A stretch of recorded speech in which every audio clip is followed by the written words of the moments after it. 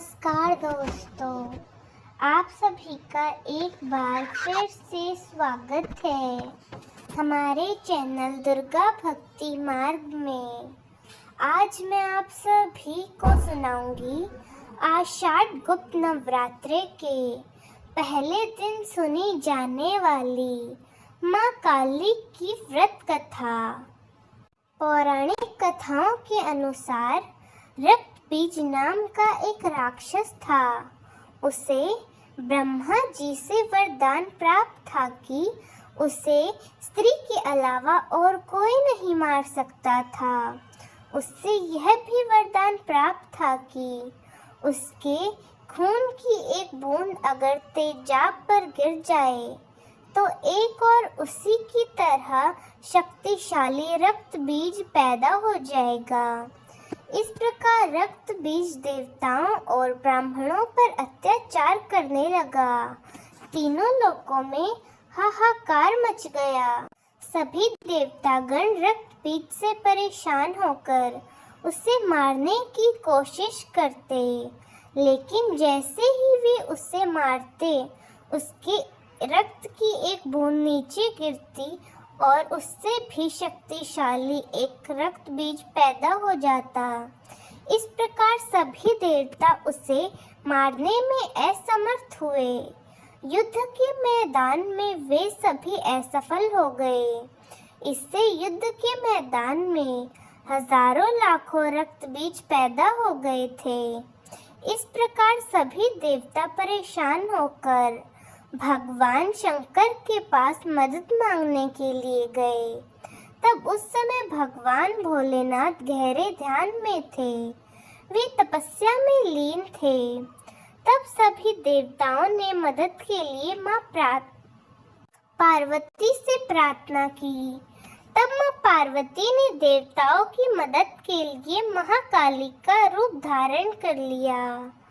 माँ काली के इस रूप को देखकर देवता भी डरने लगे। माँ काली का रंग अत्यंत काला था और उनकी जीभ भी ऐसी लग रही थी मानो खून की प्यासी है। हर तरफ लटकती हुई दिखाई पड़ रही थी। माँ काली ने अपने गले में नरमुंडे की माला पहनी रखी थी और मुंह से ऐसा लग रहा था मानो ज्वाला निकल रही हो। अपने इस भयंकर स्वरूप में जब माँ काली रक्त बीज से युद्ध करने गई और अपने खंजर से उस पर प्रहार करती, तब रक्त बीज के शरीर से निकलने वाली हर बूंद से एक नया रक्त बीज और अधिक शक्तिशाली रक्त बीज पैदा हो जाता।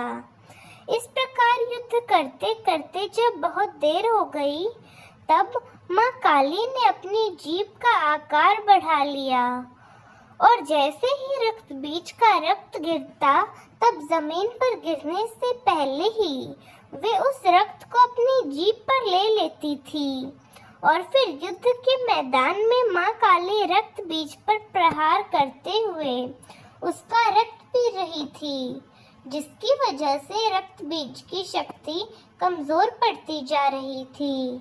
इस प्रकार रक्त बीज धीरे धीरे कमजोर होने लगा और फिर माँ काली ने उसका वध कर डाला। रक्त बीज का वध करने के बाद भी माँ का क्रोध शांत नहीं हो पा रहा था। तब सभी देवतागण उनके विकराल स्वरूप के सामने आने से डरने लगे, क्योंकि उनके सामने जो भी आता वे उसका विनाश कर देती थी। क्योंकि माँ काली इतनी क्रोध में थी कि उन्हें स्वयं यह पता नहीं चल रहा था कि वे क्या कर रही हैं।